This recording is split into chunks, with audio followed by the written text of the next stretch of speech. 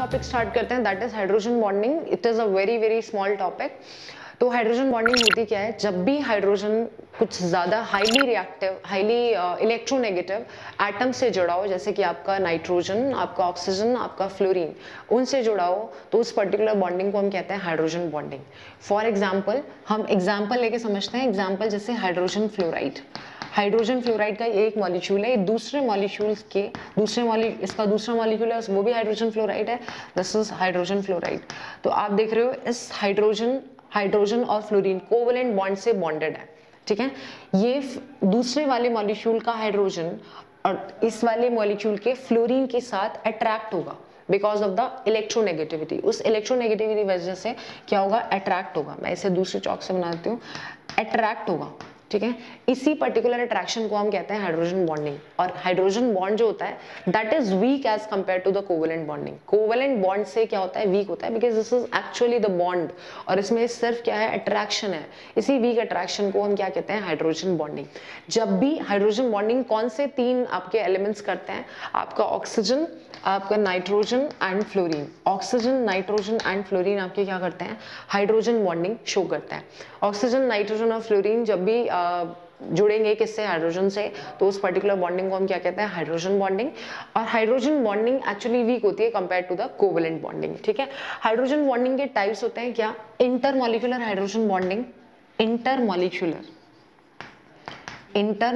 Hydrogen bonding,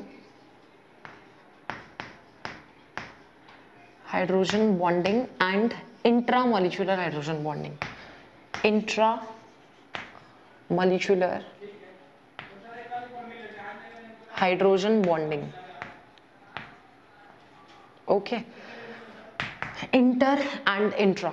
inter का मतलब होता है विद इन, सॉरी इंट्रा का मतलब होता है विद इन, इसका मतलब होता है विद इन, अपने ही मॉलिक्यूल्स के साथ। और इंटर मतलब होता है डिफरेंट, दूसरों के साथ हाइड्रोजन बॉन्डिंग करना।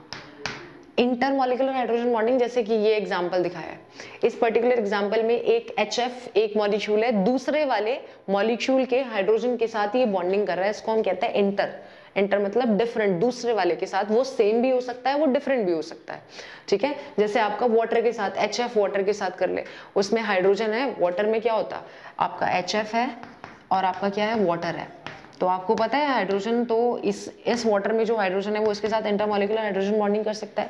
तो ये जो मॉलिक्यूल जो इंटरमॉलिक्यूलर हाइड्रोजन बॉन्डिंग में जो भी इलेक्ट्रोनेगेटिव एटम दूसरे के मॉलिक्यूल के हाइड्रोजन के साथ इंटरमॉलिक्यूलर हाइड्रोजन बॉन्डिंग कर रहा है, वो सेम भी हो सकता है, वो डिफरेंट भी हो सकता है।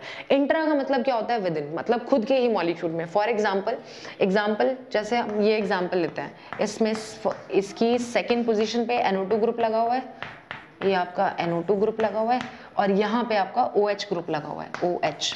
तो आप देख रहे हो एक ही मॉलिक्यूल में दो डिफरेंट ग्रुप लगने की वजह से दोनों में क्या हो रही है? हाइड्रोजन बॉन्डिंग हो रही है। इस पर्टिकुलर बॉन्डिंग को हम कहते हैं intramolecular hydrogen bonding, and actually it is weak compared to the covalent bond, actual covalent bond.